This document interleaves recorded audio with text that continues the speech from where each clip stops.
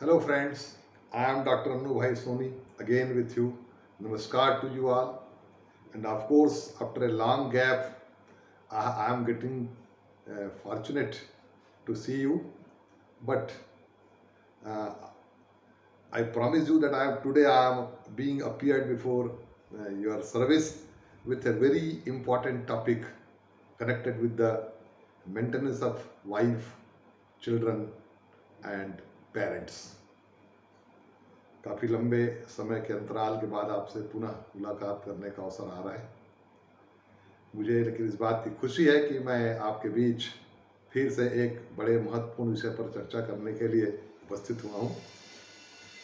और ये चर्चा जो है उसका संबंध भरण पोषण के कानून से है। और ये भरण पोषण का जो कानून है ये पत्नी, संतान, माता पिता और जो वरिष्ठ नागरिक हैं उनके कल्याण और उनकी देखरेख से संबंधित है।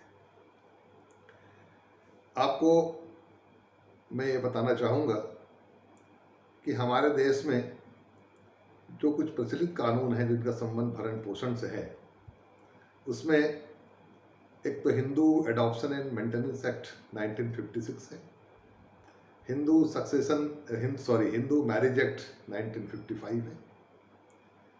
उसके अलावा protection of women from domestic violence act 2005 है। इसके अलावा maintenance and welfare of parents and senior citizen act 2007 है। और इन सबसे ज़्यादा महत्वपूर्ण दंड प्रक्रिया संहिता की धारा 125 से लेकर के 126, 127 और 128 है, जिसके अंतर्गत एक पत्नी को, संतान को और माता पिता को संबंधित व्यक्ति से भरण पोषण पाने का अधिकार है।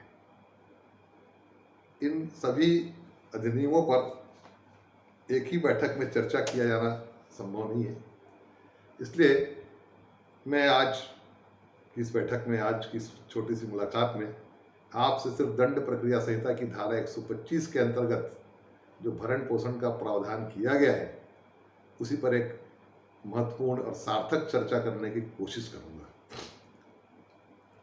ये कानून के जो छात्र हैं उनके लिए महत्वपूर्ण है, जो प्रतियोगी परीक्षाओं में सम्मिलित होने जा रहे हैं उनके लिए भी महत्वपूर्ण है, और जो जिज्ञासु लोग हैं या जिनका संबंध इस प्रकार की समस्याओं से है उनके लिए भी मुझे लगता है कि महत्वपूर्ण साबित होगा। बड़ी लोकप्रिय धारा है। सुने, हम इन धाराओं के जो प्रावधान है उस पर शब्दशः चर्चा नहीं करेंगे, मैं समझता हूँ उसकी कोई व्यवहारिक आवश्यकता नहीं है। हम इसके मुख्य बिंदुओं पर चर्चा करेंगे जिसको हमें जानना जरूरी है। तो दंड प्रक्रिया संहिता की धारा, जिसे सीआरपीसी क्रिमिनल प्रोसीजर कोड कहते हैं, कि धारा 125, 126 और 127 के अंतर्गत पत्नी, संतान और माता पिता के भरण पोषण के लिए विस्तृत व्यवस्था की गई है। Section 125, 26 and 27 of the criminal procedure code provide different provisions for the maintenance of wife, children and parents who are unable to maintain themselves. पत्नी, संतान और माता पिता जो अपना भरण पोषण करने में असमर्थ हैं उनके भरण पोषण के लिए एक व्यापक व्यवस्था करती है।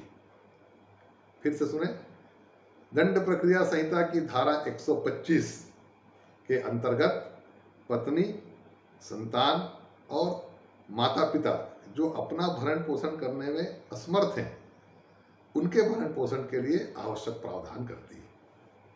इसके संबंध में आपको बताऊं कि जो धारा है, इस धारा को इस दंड प्रक्रिया संहिता के अंतर्गत लाने का मुख्य उद्देश्य है सामाजिक न्याय की दिशा में कुछ काम करना। सोशल जस्टिस इसका अल्टीमेट टारगेट है।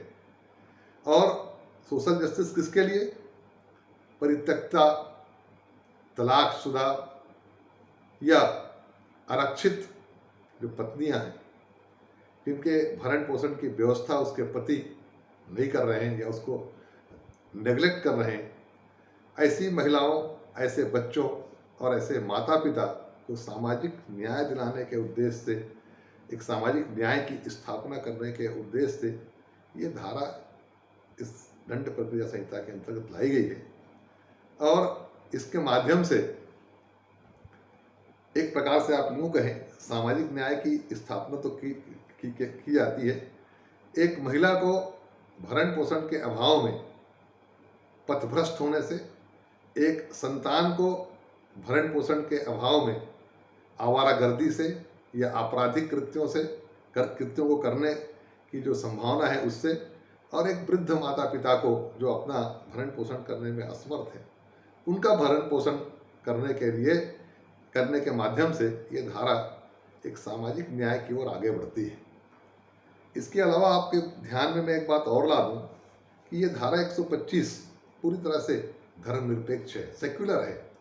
इसका संबंध किसी जाति, किसी धर्म से नहीं है। ये प्रत्येक धर्म के प्रत्येक व्यक्ति को, प्रत्येक नागरिक को जो इसके कैटेगरी में आता है, उसके लिए यह धारा भरण पोषण करने का प्रावधान करती है। इस पर भी आप आगे चल के और विस्तृत चर्चा करेंगे। तो जैसा आपने देखा कि सामाजिक न्याय की स्थापना के लिए है, दूसरा पूरी तरह से सेक्युलर है, बिना किसी irrespective to religion, caste, it is applicable to each and every person who is aggrieved and who is seeking maintenance or who is seeking relief or remedy from the court. अब एक बात और आगे चले कि इस धारा के अंतर्गत जुडिशियल मजिस्ट्रेट फर्स्ट क्लास, न्यायिक दंडाधिकारी प्रथम वर्ग को इस प्रकार के भरण पोषण के आवेदन पर संज्ञान लेने का अधिकार दिया गया है। जब भी हम इसमें मजिस्ट्रेट शब्द का इस्तेमाल किया गया है धारा के अंतर्गत, मजिस्ट्रेट प्रथम वर्ग, इसका मतलब साफ है कि ये जुडिशियल मजिस्ट्रेट को ये धारा अधिकार देती है। किसी एग्जीक्यूटिव मजिस्ट्रेट को, कार्यपालक दंडाधिकारी को इसके संबंध में आवेदन, भरण पोषण के आवेदन को सुनने का अधिकार नहीं है, ऐसा मेरा मानना है। क्योंकि इसमें साफ साफ लिखा है मजिस्ट्रेट प्रथम वर्ग।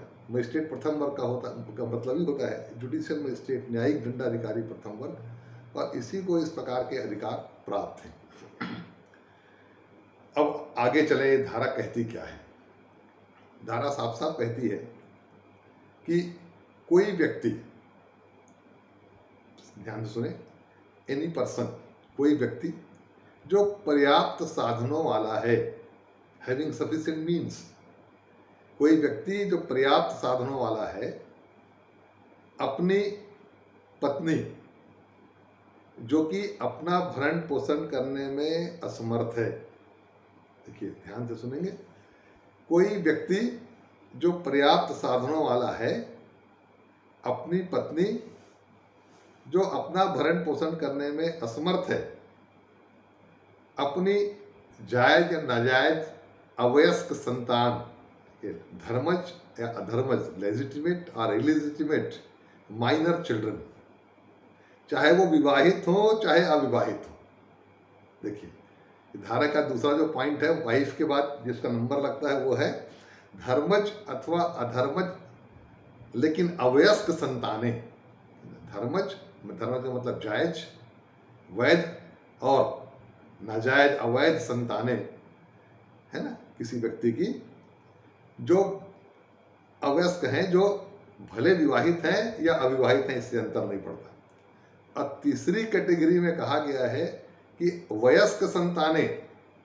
देखिए पहली कैटेगरी में कहा गया अवयस्क संतानें, दूसरी में कहा गया वयस्क संतानें, मेजर चिल्ड्रन, है ना। इसमें विवाहित पुत्री शामिल नहीं है। मेजर चिल्ड्रन, वयस्क संतानें, किंतु इसमें विवाहित पुत्री शामिल नहीं है, क्योंकि विवाहित पुत्री को भरण पोषण करने का दायित्व उसके पति का हो जाता है, इसलिए इसमें जानबूझ के इसको रखा नहीं गया है। तो कहा गया वयस्क संतानें, चाहे वो जायज हो चाहे नाजायज हो। देखिए दोनों कैटेगरी में, चाहे वो अवयस्क हो तो भी जायज और नाजायज संतानें शामिल हैं भरण पोषण पाने के लिए, और तीसरे में वयस्क संतानें, चाहे वो जायज हो चाहे नाजायज हो, चाहे धर्मज हो चाहे अधर्मज हो, वेदर दे आर लेजिटिमेट और illegitimate, but doesn't include the married daughter, विवाहित पुत्रियां इसमें शामिल नहीं है। यदि किसी शारीरिक अथवा मानसिक अयोग्यता के कारण वो अपना भरण पोषण करने में स्वयं समर्थ नहीं है, असमर्थ है। और माता पिता जो अपना भरण पोषण करने में असमर्थ है। इतने लोगों के भरण पोषण करने के लिए कोई व्यक्ति जो पर्याप्त साधनों वाला है वो दायित्वाधीन है, बाध्य है, उसे इस धारा के अंतर्गत भरण पोषण देने के लिए बाध्य किया जा सकता है। ये तो इस धारा की मूल बात हुई। इस धारा में जुडिशियल मजिस्ट्रेट फर्स्ट क्लास को पावर है, वो भरण पोषण का इंतरिम आदेश भी 60 दिनों के भीतर जारी कर सकता है, और भरण पोषण देने से इनकार करने वाले को या उस पर लापरवाही बरतने वाले के खिलाफ वारंट जारी कर सकता है, उसको 1 माह तक की कारावास के लिए भी भेज सकता है। इस पर भी अपन आगे चर्चा करेंगे। ये इस धारा की मूल बातें हैं। अब इसको थोड़ा थोड़ा करके थोड़ा समझें। जैसे हमने कहा कोई व्यक्ति, एनी पर्सन, कोई व्यक्ति में कौन शामिल है, ये प्रश्न उठता है। इस धारा के संदर्भ में कोई व्यक्ति में कौन शामिल है? तो साहब कोई व्यक्ति में पति, पिता और पति, पिता और पुत्र, ये 3 लोग शामिल हैं। पति पत्नी के लिए, पिता संतानों के लिए, है ना, और पुत्र माता पिता के लिए। लेकिन इसमें विवाहित पुत्री भी शामिल है। यदि विवाहित पुत्री अपने पिता का या माता का भरण पोषण करती है और उसके पास अपने भरण, इस प्रकार के भरण पोषण करने के लिए अपने पति के अतिरिक्त स्वतंत्र साधन हैं, तो ऐसी विवाहित पुत्री भी कोई व्यक्ति की परिभाषा में आती है। लेकिन एक बात ध्यान रखें कि न्यायालय को ऐसे अविवाहित पुत्री विवाहित पुत्री को भरण पोषण का आदेश देने के पहले देख लेना चाहिए कि उसके पति के अतिरिक्त उस विवाहित पुत्री के स्वयं का कोई आर्थिक स्रोत है कि नहीं जिससे अपने माता पिता का भरण पोषण कर सके। तो चलिए, अब मैंने देखा है कोई व्यक्ति में पति आता है कि वो पत्नी का भरण पोषण करने के लिए दायित्वाधीन है, पुत्र आता है माता पिता का भरण पोषण करने के लिए दायित्वाधीन है, और पिता जो संतानों का, चाहे वो धर्मस्थ संतान हो चाहे अधर्मस्थ संतान हो, चाहे वयस्क हो चाहे अवयस्क हैं, यदि अपना भरण पोषण करने में असमर्थ है तो, और यदि अवयस्क हैं तो हर हाल में उनका भरण पोषण करने के लिए वो उत्तरदायी है। अब यहाँ पर दूसरा जो टेक्निकल जो शब्द है वो है पर्याप्त साधन वाला। भरण पोषण कौन करेगा साहब? जो भरण पोषण करने में समर्थ है ना। जो असमर्थ है वो तो भरण पोषण मांग रहे हैं, लेकिन उनका भरण पोषण करेगा कौन? जो उनका भरण पोषण करने में समर्थ है।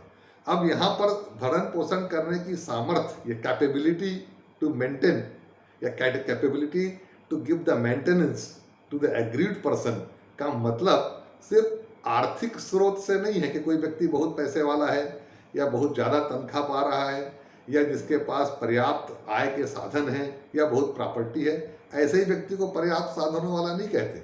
पर्याप्त साधनों वाला में आजकल जो सुप्रीम कोर्ट का जो नया जजमेंट आया है उसमें कहा गया है कि यदि कोई व्यक्ति मानसिक और शारीरिक रूप से स्वस्थ है, he is in fact capable to earn something, then he is liable to provide maintenance to agreed person like wife and children and parents also. तो पर्याप्त साधनों वाला की परिभाषा में सिर्फ पैसे वाला व्यक्ति नहीं है, सिर्फ नौकरी चाकरी वाला व्यक्ति नहीं है, सिर्फ कमाने वाला व्यक्ति नहीं है, वो भी शामिल है जो भले कमा नहीं रहा है लेकिन जिसकी कमाने की पूरी क्षमता है। कहा गया कि ऐसा व्यक्ति मजदूरी करके अपनी पत्नी का, बच्चों का भरण पोषण करेगा, उसे उस दायरे के भीतर लाया जाएगा। तो हमने देखा कि कोई व्यक्ति में कौन शामिल है और दूसरा कोई व्यक्ति में पर्याप्त साधनों वाला कौन कहलाएगा। अब तीसरी बात पे आए। तीसरी बात यह है कि हमने कहा कि भरण पोषण कौन प्राप्त करेगा, तो भरण पोषण प्राप्त करने वालों में पहली कैटेगरी है पत्नी की, जो धारा में जो लिखी है ना, तो पत्नी। तो पत्नी शब्द में किसको शामिल करें? अब यहीं से थोड़ा हमारा जो वर्थी डिस्कशन है वो आपके साथ शुरू होगा। पत्नी में सिर्फ विवाहित पत्नी को ही शामिल किया गया है। The lady, the woman who is legally wedded to any male person और any person is treated as a wife, भले उसको डाइवोर्स दे दिया गया है ना। तो the word wife includes not only the neglected wife but divorced wife also. The wife who has taken divorce from husband, or she has been given divorce from the husband, both kind of the wife are included under the definition of the wife.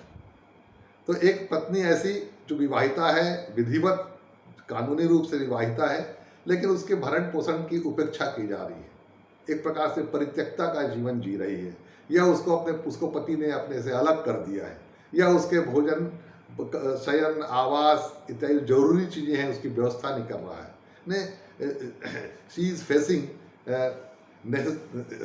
Facing trouble for the survival. दूसरे प्रकार की पत्नी वो है जो विवाहिता तो थी लेकिन अब डिवोर्स्ड है, जिसको उसके पति ने या तो तलाक दे दिया है या उसने स्वयं अपने पति से तलाक ले लिया है. दोनों ही स्थितियों में हम उसको धारा 125 के संदर्भ में पत्नी की परिभाषा के अंतर्गत रखते हैं.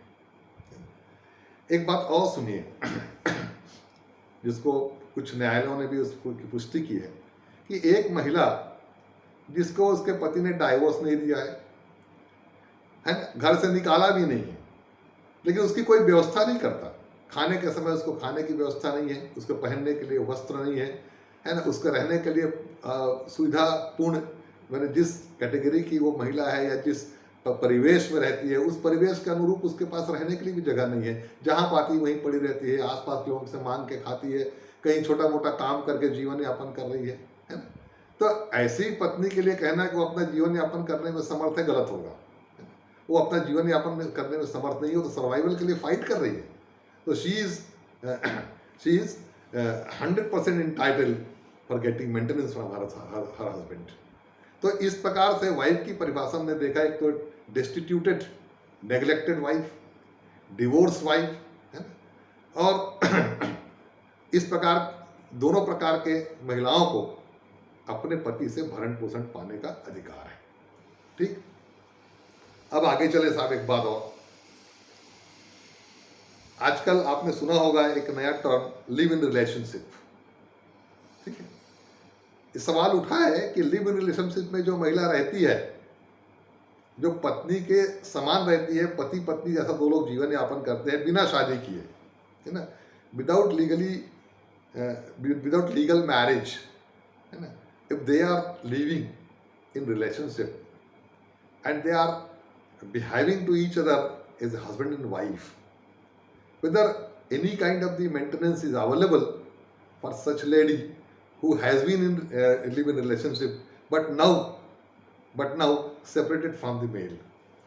ऐसी महिला जो पहले लिव इन रिलेशनशिप में रही है, क्या उसको अपने उस मेल, अपन हम उसको पति तो ना कहें लेकिन पति जैसा जो उसका फ्रेंड था जिसके साथ वो रह रही थी, क्या उसे मेंटेनेंस पाने का धारा 125 में कोई अधिकार है? धारा 125 की जो मूल प्रावधान है उसको आप पढ़ेंगे तो कहा गया कि लीगली वेटेड वाइफ. वाइफ का अर्थ ही उसमें अदालतों ने लगाया है कि महिला जो विवाहिता है उसी महिला को भरण पोषण पाने का अधिकार होगा. इसका मतलब होगा कोई जो कैप्ट है, जो रखेल है, या जो आप यूँ समझिए जो महिला किसी की फ्रेंड जैसी है ना, उसके साथ उसके जरूर शारीरिक संबंध रहे हैं, है ना, और तो क्या ऐसी महिला को भी इस धारा के अंतर्गत मेंटेनेंस मिलेगा? तो जो कानूनी प्रावधान है वो तो कहने के साथ नहीं, ऐसी महिला को तो हम किसी प्रकार के भरण पोषण पाने का अधिकार नहीं है. लेकिन अभी सुप्रीम कोर्ट के जो हाल के जो फैसले आए हैं और भी अदालतों के जो फैसले आए हैं, कुछ मुकदमे हैं, उनके परिप्रेक्ष्य में, हालांकि कानून अभी इसके संबंध में बिल्कुल कुछ भी नहीं है, मतलब रिलेशनशिप के संबंध में महिलाओं के क्या अधिकार कर्तव्य दायित्व होंगे इस संबंध में we don't have any parliamentary enactment और legislative enactment regarding this matter, but the decisions of the and verdict of the supreme court and some high courts are in favour of the women who has been in relationship. तो अपन उसको देखें तभी इसका जो concept है अपना clear होगा. Live in relationship में रहने वाली महिला के संबंध में एक पायल शर्मा वर्सेस सुप्रिंटेंडेंट नारी निकेतन आगरा का मामला है, जिसमें उसने कोर्ट ने साफ साफ कहा है कि कोई व्यक्ति यदि अपनी मर्जी से जो बालिग है, जो मैरिजेबल एज का है ना, यदि वो लोग एक साथ एक छत के नीचे बिना शादी किए रहते हैं तो इसमें अवैधानिकता कुछ नहीं है, देयर इज नो इलीगलिटी.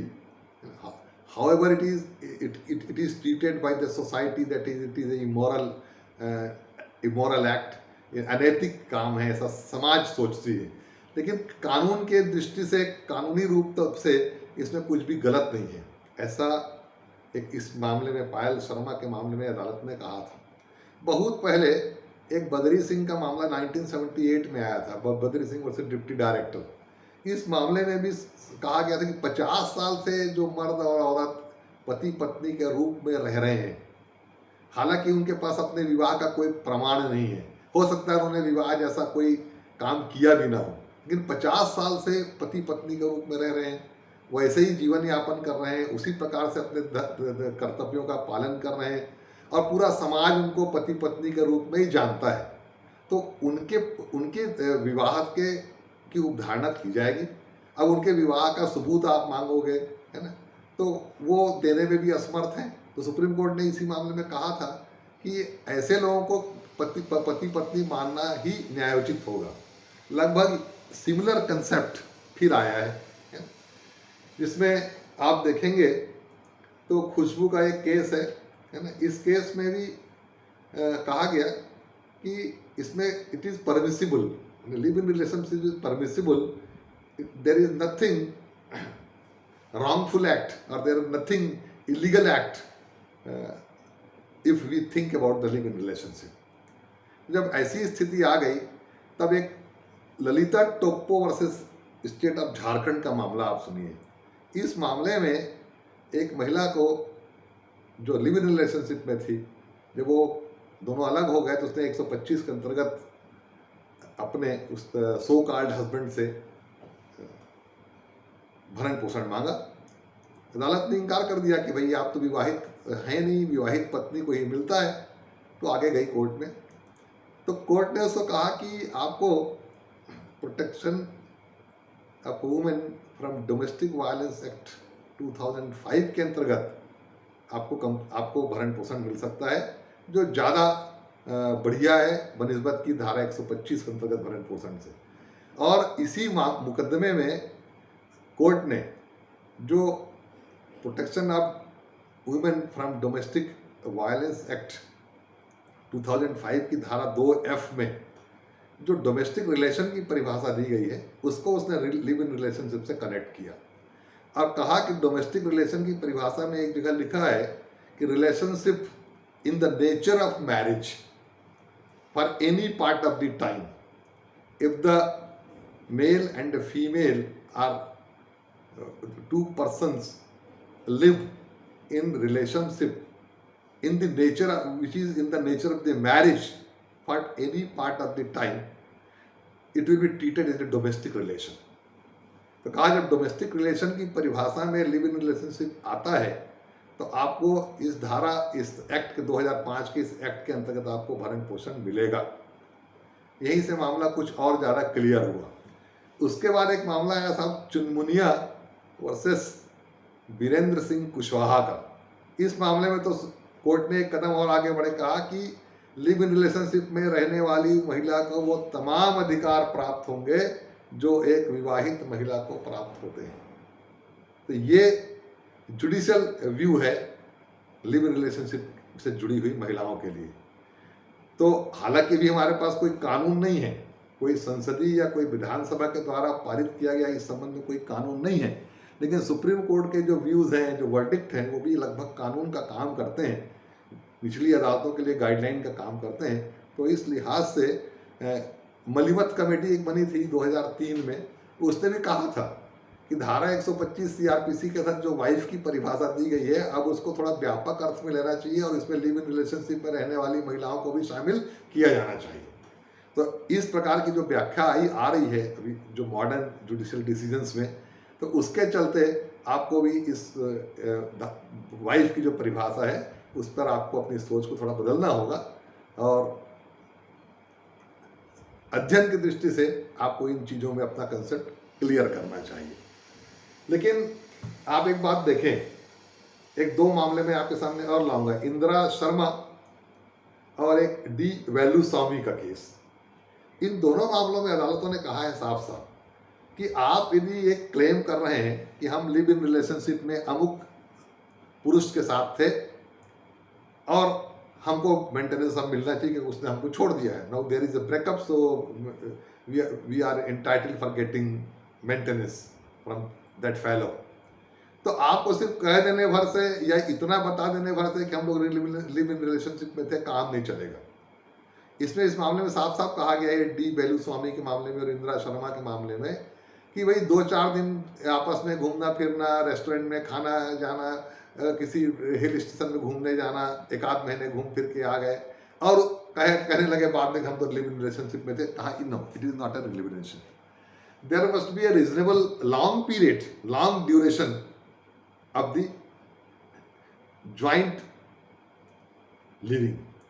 साथ साथ रहने का एक रिजनेबल जो है ड्यूरेशन होना चाहिए, ताकि उससे लगे कि आप अपने रिश्तों के प्रति गंभीर थे और सिर्फ घूमने फिरने के लिए, मजे करने के लिए आपने अपने एक दूसरे के साथ आपने नहीं लिया था, है ना। आप अपने रिश्तों के प्रति गंभीर थे। दूसरी बात कहा गया कि ड्यूरेशन, रिलेशनशिप का जो ड्यूरेशन है वो बड़ा इंपॉर्टेंट है। दूसरी इंपॉर्टेंट चीज है shared house hold. They must be under the shared house hold. Shared house hold मतलब साझी गृहस्थी।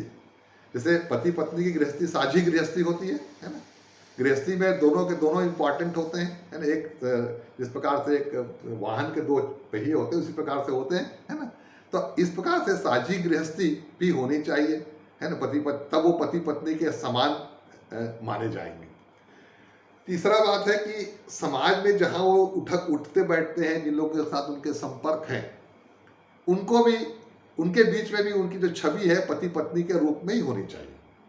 यदि उनका इन संबंधों के कारण कोई बच्चा पैदा हो गया तो और एक स्ट्रांग इंडिकेशन होगा कि they have been in live in relationship. उसके बाद उनके बीच में वॉलंटरी सेक्सुअल रिलेशन होना चाहिए, वॉलंटरी कोहेबिटेशन होना चाहिए। फिर एक और बात देखनी पड़ेगी कि वो दोनों के दोनों अनमैरिड हों।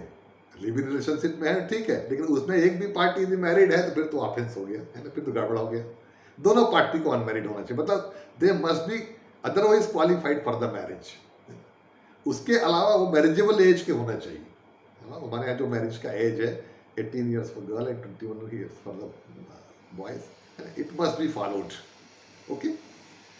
और जो पार्टी का जो कंडक्ट है वो कंडक्ट शो करता है कि वो लिव इन रिलेशनशिप के प्रति कितने गंभीर थे। इतनी सारी चीज़ों को यदि आप इस्टेब्लिश कर पाएंगे, है ना। उसके अलावा कुछ दस्तावेज भी, जैसे ज्वाइंट इंश्योरेंस पॉलिसी है, बैंक में ज्वाइंट अकाउंट है ना। इन गाड़ी जो है या और भी पासबुक है उसमें दोनों का ज्वाइंट नेम है। इस प्रकार के जो दस्तावेजी जो साक्ष्य होते हैं वो भी इस बात को इस्टेब्लिश करते हैं कि वो अपने रिश्तों के प्रति कितने गंभीर थे।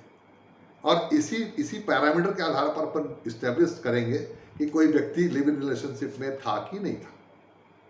तो अब हमने देखा कि वाइफ की परिभाषा में कितनी सारी बातें आ गई, है ना। अब आगे चले साहब, संतानें। तो संतान के बारे में साफ साफ कहा है कि संतान यदि अवयस्क है और अपना भरण पोषण करने में असमर्थ है, चाहे वो विवाहित हो चाहे अविवाहित, है ना, उसके भरण पोषण करने का दायित्व पिता पर होगा, है ना। उसका दायित्व किस पर होगा? पिता पर होगा। तीसरी कैटेगरी में वयस्क संतानें हैं। वयस्क संतानों को हम मानते हैं कि वो भरण पोषण के अधिकारी नहीं है, है ना। यदि वयस्क संतान है, मेजर है, तो चाहे वो जायज हो नाजायज हो, उन्हें अपने पिता से भरण पोषण पाने का अधिकार नहीं है। किंतु यदि वो किसी मानसिक अथवा शारीरिक अयोग्यता के कारण अपना भरण पोषण करने में असमर्थ हैं, तो निश्चित रूप से पिता जो है उनका भरण पोषण देने के लिए बाध्य है। लेकिन इसमें विवाहित पुत्री शामिल नहीं है, क्योंकि विवाहित पुत्री को भरण पोषण मांगने का अधिकार अपने पिता से नहीं बल्कि अपने पति से है। ठीक। उसके बाद माता पिता का नंबर आता है कि माता पिता जो अपना भरण पोषण करने में असमर्थ हैं, उनका भरण पोषण करने के लिए जो पुत्र है वो उत्तरदायी होगा। अरबट का मामला, मनोहर लाल अरबट का जो मामला है उसमें साफ साफ कहा गया है कि ऐसे माता पिता जो अपना भरण पोषण करने में असमर्थ हैं, उनका भरण पोषण करने के लिए पुत्र उत्तरदायी है। यदि माता को अपने पति से मतलब पिता से, पुत्र के पिता से भरण पोषण प्राप्त नहीं हो रहा है तो माता भी अपने पुत्र से भरण पोषण मांग सकती है, वरना उसको अपने सबसे पहले अपने पति से मांगना चाहिए। लेकिन जब पति पत्नी दोनों ही अपना भरण पोषण करने में असमर्थ है तो वहां पर पुत्र का दायित्व तो हो जाता है कि धारा 125 के अंतर्गत वो अपने माता पिता का भरण पोषण करे। हाँ, भी एक दो मामले में कहा गया कि सौतेला जो पिता है या सौतेला पुत्र है वो अपने सौतेले पिता का भरण पोषण करने के लिए उत्तरदायी नहीं है। तो हमने देखा कि पत्नी में कौन शामिल है, तो एक तो विवाहिता पत्नी जो नेग्लेक्टेड है, जिसका जो परित्यक्ता है, जिसका देख रेख नहीं हो पा रही है ना, उसको सामाजिक न्याय दिलाने के लिए, तलाकशुदा पत्नी को सामाजिक न्याय दिलाने के लिए भरण पोषण, और इसमें लिव इन रिलेशनशिप में जो महिला रही है कभी, यदि वो कुछ बातों को इस्टेब्लिश करके स्पष्ट कर दी को लिव इन रिलेशनशिप में रही है तो उसको भी नए अदालती व्याख्या के कारण उसे भी भरण पोषण करने के लिए पाने के लिए अधिकारी मान लिया गया। अब आगे चलें इसमें और कि किन अवस्थाओं में ये भरण पोषण प्राप्त करने का अधिकार किसी व्यक्ति को नहीं होता है। कुछ परिस्थितियां ऐसी भी हैं जिसमें सारी चीज़ों के होने के बावजूद भी किसी व्यक्ति को अपना भरण पोषण पाने का अधिकार उसका खत्म हो जाता है। तो उससे पहली जो उपयोगी बात तो यह कि यदि आप अपना भरण पोषण करने में समर्थ हैं, चाहे आप पत्नी हैं, चाहे संतान है, चाहे माता पिता हैं, if you have sufficient means to maintain yourself then you are not entitled to get any kind of the maintenance. ये तो बिल्कुल सीधी और साफ बात है। धारा ही कहती है कि जो लोग अपना भरण पोषण करने में असमर्थ हैं, भरण पोषण उन्हीं को मिलेगा। तो पत्नी यदि अपना भरण पोषण करने में समर्थ है, नौकरी पर है, अच्छा तनख्वाह पाती है, सर्वाइव कर सकती है ना, तो वो अपना भरण पोषण खुद कर सकती है। वहाँ पर मेरा व्यक्तिगत रूप से मानना है कि न्यायालय उसमें हस्तक्षेप नहीं करेगा कि इसको भरण पोषण किया जाए। ये तो उनके लिए है जो सर्वाइव नहीं कर पा रहे हैं, जिनके अस्तित्व को बनाए रखने के लिए भरण पोषण की आवश्यकता है। अभी उस पर और भी चर्चा करेंगे, है ना। तो किनको भरण पोषण नहीं मिलेगा, तो हमने बताया जो विवाहिता पत्नी नहीं है, जो रखैल किस्म की है ना, उसे हम कानूनी रूप से भरण पोषण की अधिकारी नहीं मानते। हालांकि अधर्मज जो नाजायज संतान है भरण पोषण पाने के अधिकारी हैं अपने पिता से। लेकिन अभी कोई रखैल महिला यदि कहती है कि मुझको भरण पोषण चाहिए, तो उसमें दो अड़चन है। यदि जिसकी रखेल के रूप में वो रही है, यदि वो विवाहित व्यक्ति है, तो फिर वो लिव इन रिलेशनशिप की कैटेगरी में भी नहीं आएगी। हाँ, यदि वो अविवाहित है और लंबे समय से उसके साथ वो रही है और कुछ चीज़ों को इस्टेब्लिश कर देती है जिससे ये पता चले कि वो लिव इन रिलेशनशिप में है, तो उसे नए जो धारणा जो डेवलप हो रही है उसके अंतर्गत उसको protection of women from domestic violence act 2005 में और 125 में भी भरण पोषण की गुंजाइश दिखती है। लेकिन किसको, अब दूसरा नंबर में कौन, ऐसी महिला जो जारता की दशा में रह रही। जारता का मतलब होता है एडल्ट्री। एडल्ट्री मतलब जो परिस्त्री गमन की विषय वस्तु है, जो व्याभिचारिणी है, जो पथभ्रष्ट है, जिसके कई पुरुषों के साथ या किसी अन्य पुरुष के साथ कंटिन्यूअस संबंध है। तो ऐसी महिला जो है एक प्रकार से अनैतिक कार्यों में लिप्त है, उसे भरण पोषण पाने का अधिकार इस धारा के अंतर्गत नहीं है। लेकिन यहाँ पर भी एक बात है, एक आध बार किसी के साथ में किन्हीं परिस्थितियों के चलते यदि किसी पर पुरुष के साथ उसे संबंध स्थापित कर लिया किन्हीं परिस्थितियों के चलते, या अफसोसजनक स्थिति में, या गलती से, या किन्हीं अनअवॉइडेबल सर्कमस्टांसेस के चलते ऐसी कोई स्थिति हो गई जिस पर उसको अफसोस भी है और she is not continued in adultery, है ना, तो ऐसी महिला को व्याभिचारिणी या जारता में रहने वाली नहीं कहा जाएगा। जारता में रहने वाली या व्याभिचारिणी महिला उसको कहते हैं जो कंटिन्यूअस पर पुरुषों के संपर्क में है और उससे अपने आप को मुक्त नहीं कर रही है। फिर ऐसी महिला को अपने पति से भरण पोषण पाने का अधिकार नहीं होगा। दूसरी ऐसी महिला जो बिना किसी पर्याप्त कारण के अपने पति से अलग रह रही है ना। भाई अलग, देखिए, यदि कोई महिला अपने पति से अलग रहती है तो सबसे पहले यही प्रश्न उठता है, भाई कि तुमको भरण पोषण क्यों चाहिए? मैं अपने पति से अलग रहती हूँ, तो भाई उसके साथ जाकर रहो तो रखने के लिए तैयार है। नहीं, मैं उसके साथ नहीं जाऊंगी, मैं तो अलग रहूंगी, मेरे मेंटेनेंस दिलाया जाए। तो ये कोई सही क्लेम नहीं है। आप बताइए कि आप अपने पति के साथ क्यों नहीं रहना चाहती? यदि पति के साथ नहीं रहने का कोई जायज कारण है तब तो आपको मेंटेनेंस मिलेगा, और सिर्फ जबरदस्ती या किन्हीं बेकार के कारणों को आपने अपने साथ लगाया हुआ है और जबरदस्ती आप अपने पति के साथ बिना उचित कारण के नहीं रहना चाह रही हैं, तो ऐसी स्थिति में कोर्ट कहेगा फिर ठीक है, आप अपनी व्यवस्था खुद करें, हम आपको, आपके पति को आपको भरण पोषण करने के लिए बाध्य नहीं करेंगे। पति कह रहा है कि आप चलिए घर में रहिए, है ना, उसकी जितनी भी जितने सोर्सेस हैं, जो उसका सामाजिक स्तर है, उसके हिसाब से आपको रखने को तैयार है। लेकिन नहीं, आप अपने किसी हेकड़ी कारण नहीं जाना चाहती हैं, कोई उचित कारण नहीं है, तो फिर ऐसी दशा में कोर्ट जो है आपको भरण पोषण देने का आदेश नहीं दे सकता। कि यदि पति ने कोई दूसरी शादी कर ली है, किसी दूसरी महिला को पत्नी की बना करके रख लिया है, या बहुत ज़्यादा किसी कारण से प्रताड़ित करता है जिसके आपके पास सबूत हैं, तो ये स्थिति जो है वो जायज कारण मानी जाएगी पत्नी के पति के साथ नहीं रहने का, अतः कोर्ट से मेंटेनेंस का ऑर्डर जारी कर सकती है। अब तीसरी या चौथी, मान लीजिए चौथी स्थिति यह है कि जहाँ पर पति पत्नी दोनों पारस्परिक सहमति से, म्यूचुअल कंसेंट से अलग अलग रह रहे हैं, नहीं भाई हम तो अलग अलग ही रहेंगे, उनके जो भी कारण हो, लेकिन दोनों की पारस्परिक सहमति है और स्वतंत्र सहमति है, फ्री कंसेंट है, without any compulsion, without any pressure, without any confusion also, है ना, they are agreed to live separately, to stay separately, then there is no role of the court and law. जहां पर आपने खुद स्वतंत्र सहमति से अलग अलग रहने का फैसला कर लिया है, वहां पर फिर आपको भरण पोषण मांगने की और उसे देने की कोई आवश्यकता नहीं है। ये तो वो परिस्थितियां हुई जिसमें आप भरण पोषण की मांग नहीं कर सकते, आपको भरण पोषण नहीं मिलेगा। अब एक बात, अब यदि कोई पत्नी या कोई संतान या माता पिता धारा 125 के अंतर्गत मजिस्ट्रेट के सामने यदि भरण पोषण का आवेदन प्रस्तुत करते हैं, तो मजिस्ट्रेट उसमें आदेश की तारीख से, या आजकल तो नए नियम आए उसके आवेदन की तारीख से भरण पोषण देने का आदेश जारी करेगा। और यदि इसकी प्रोसीडिंग लंबी चलती है तो वो अंतरिम भरण पोषण का आदेश भी 60 दिनों के अंदर, आवेदन लगाने के 60 दिनों के अंतर्गत अंतरिम भरण पोषण का आदेश भी जारी कर सकेगा। इसमें यह भी प्रावधान है कि यदि कोई भरण पोषण का जो आदेश हुआ है कोर्ट से, उसका पालन करने में लापरवाही करेगा, उसका पालन नहीं करेगा, उसको रिजेक्ट करेगा या उसका कंप्लायंस नहीं करेगा, तो वारंट भी जारी किया जा सकता है, और जितने भी माह वो पैसा नहीं देगा उतने माह के लिए उसको कारावास भी हो सकता है, जो कारावास 1 माह से अनधिक होगा, मतलब 1 माह से ज़्यादा का कारावास नहीं होगा।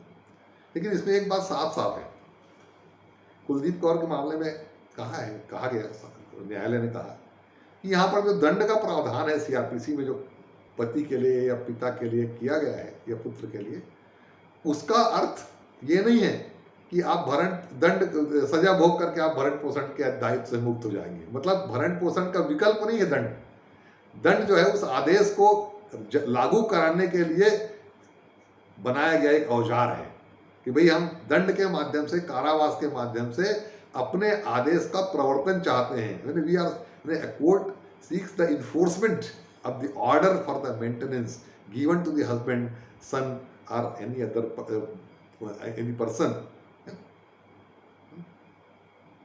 not as an option for the maintenance.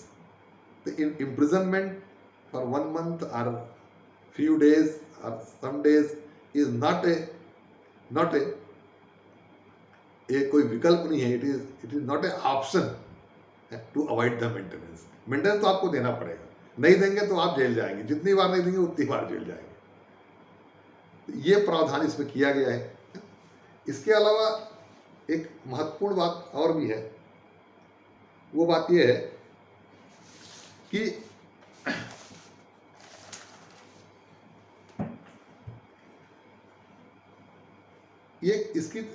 इसका एप्लीकेशन कहाँ फाइल होगा, कौन सुनेगा। तो मैंने बताया आपको जुडिशियल मजिस्ट्रेट फर्स्ट क्लास की अदालत में इसका संज्ञान, इसकी सुनवाई होती है ना। और धारा 126 के अंतर्गत इसमें व्यवस्था की गई है कि धारा 126 कहती है कि जहाँ पर पति, पुत्र या पिता निवास करता है, उसको प्रतिवादी शब्द का इस्तेमाल किया है। वादी वो जो एप्लीकेशन लगाएगा, प्रतिवादी वो जिसको भरण पोषण देना है। तो जहाँ पे प्रतिवादी निवास करता है या जहाँ पर वो अपनी पत्नी के साथ पहले निवास करता रहा है और संतान के साथ, या पत्नी और संतान या पत्नी के साथ निवास करता रहा है, या अधर्मज संतान का मामला है तो जहाँ पर वो उस अधर्मज संतान की माता के साथ निवास करता रहा है ना। ऐसे स्थानों में जो जिला न्यायालय है, वहाँ के जुडिशल मजिस्ट्रेट, जो कंसर्न जुडिशल मजिस्ट्रेट है, उसके मजिस्ट्रेट फर्स्ट क्लास की अदालत में सीआरपीसी की धारा 126 के अंतर्गत भरण पोषण का आवेदन दिया जा सकता है। ठीक है। धारा 127 इस भत्ते में आवश्यक परिवर्तन के संबंध में प्रावधान करती है। वो ये है कि भाई आज आपको मेंटेनेंस ग्रांट कर दिया गया, तो वो मेंटेनेंस ऐसा नहीं है कि वो एकदम स्थायी प्रकृति का है, उसको समाप्त भी किया जा सकता है, उसमें उसकी राशि में बढ़ोतरी भी की जा सकती है ना, परिस्थितियां जैसी होंगी।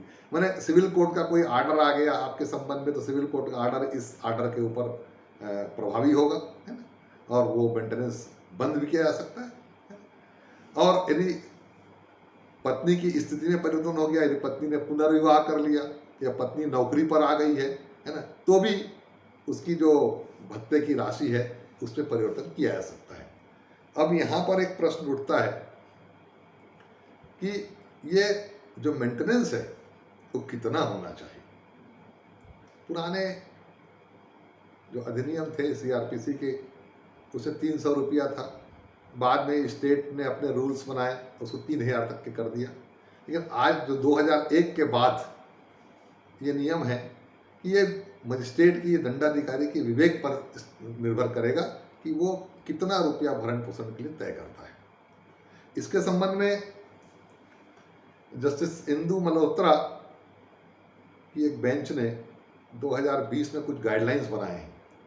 उस गाइडलाइंस का पालन करना जरूरी है जब भी आप कोई भी अदालत भत्ते का निराकरण करती, भत्ता कितना होना चाहिए। दरअसल में बात यह है कि जब कोई पत्नी, संतान या माता पिता भरण पोषण के लिए आवेदन लगाते हैं, तो ये जब पता चलता है कि इनको तो अन्य अधिनियमों के अंतर्गत कुछ भरण पोषण मिल रहा है। अदालतों का मानना यह है कि अन्य अधिनियमों के अंतर्गत भरण पोषण मिल रहा है तो वो अलग चीज़ है, आपको धारा 125 के अंतर्गत भरण पोषण देना ही पड़ेगा।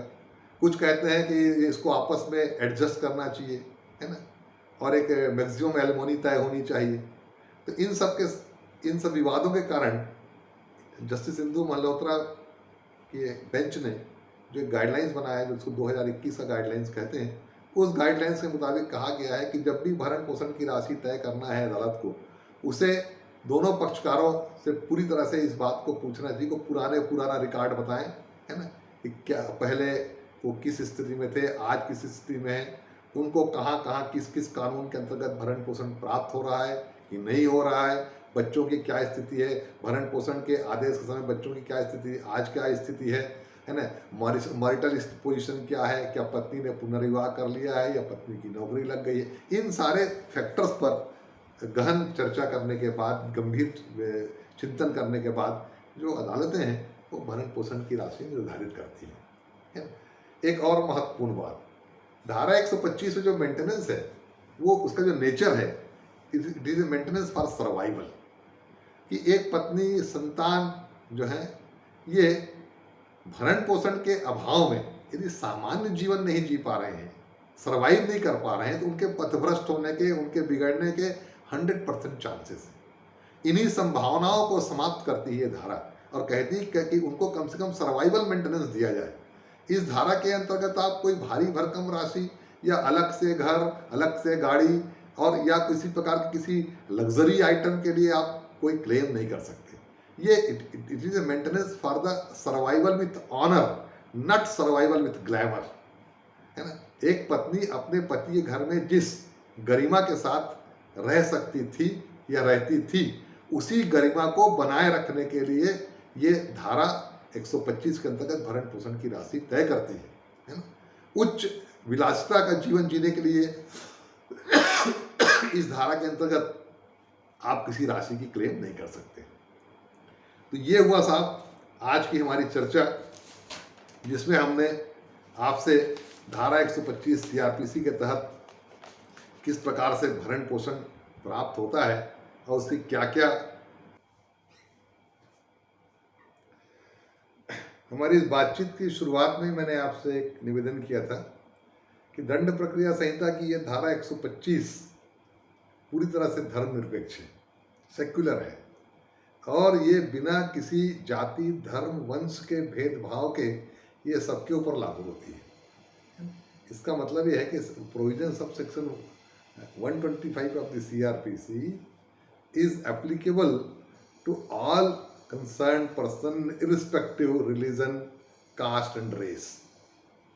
इसके संबंध में एक महत्वपूर्ण जानकारी आपको दे दूं मैं, यद्यपि मुझे बीच में बताना था, वो ये कि मुस्लिम जो पर्सनल लॉ है, मतलब होते हैं सुई विधि, मुस्लिम पर्सनल लॉ में ये प्रोविज़न है कि एक पति अपनी पत्नी को यदि तलाक दे देता है मुस्लिम विधि के अनुसार, तो वो सिर्फ इद्दत की अवधि तक भरण पोषण देने के लिए बाध्य है। इतना पहले जान लीजिए। अब आगे चलते हैं।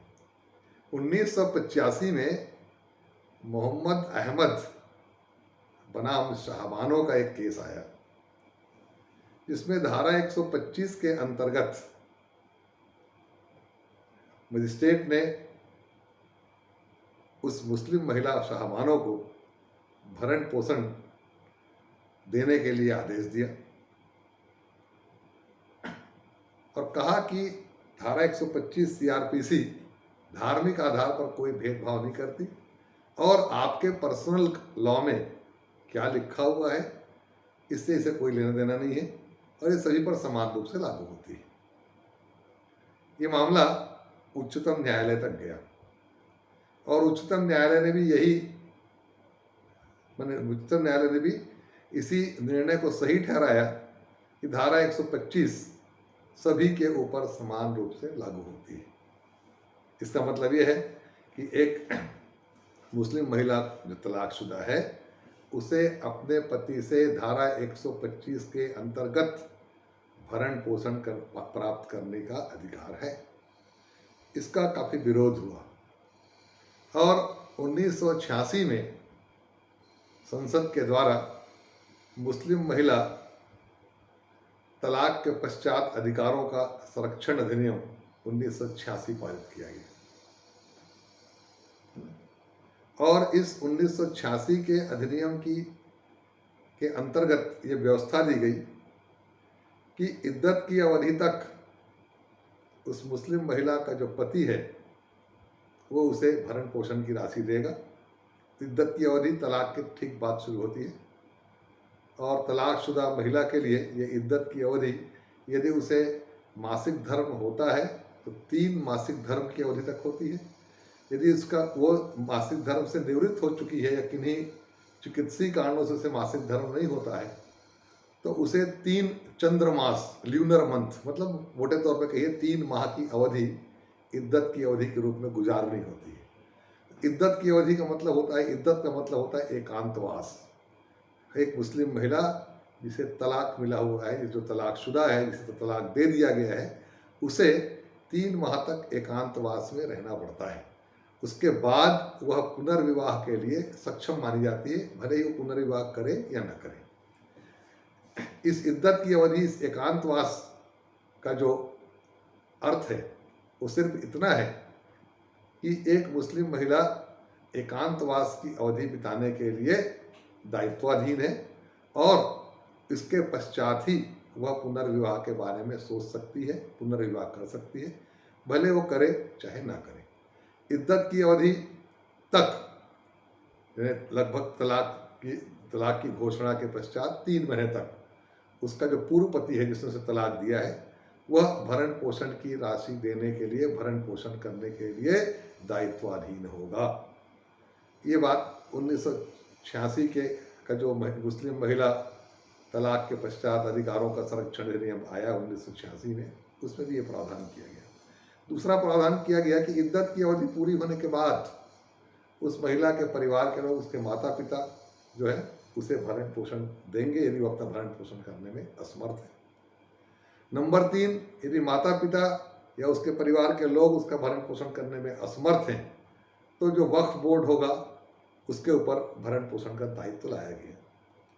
लेकिन साथ में धारा 5 में ये व्यवस्था की गई कि यदि उस मुस्लिम महिला जो तलाकशुदा है उसका पति इस बात की सहमति देता है कि दंड प्रक्रिया संहिता की धारा 125 का जो वो पालन करेगा, यदि इस बात की सहमति देता है तो फिर धारा 125 के तहत भी उस महिला को भरण पोषण पाने का अधिकार प्राप्त होगा।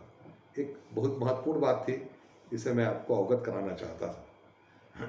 इसी प्रकार से आगे इसी तथ्य को लेते हुए मोहम्मद उमर खान बनाम गुलशन बेगम के मामले में इसीलिए धारा 125 दंड प्रक्रिया संहिता के अंतर्गत न्यायालय ने भरण पोषण देने से इनकार कर दिया, क्योंकि उसके पति ने धारा 125 के अंतर्गत भरण पोषण करने के लिए अपनी सहमति प्रदान नहीं की।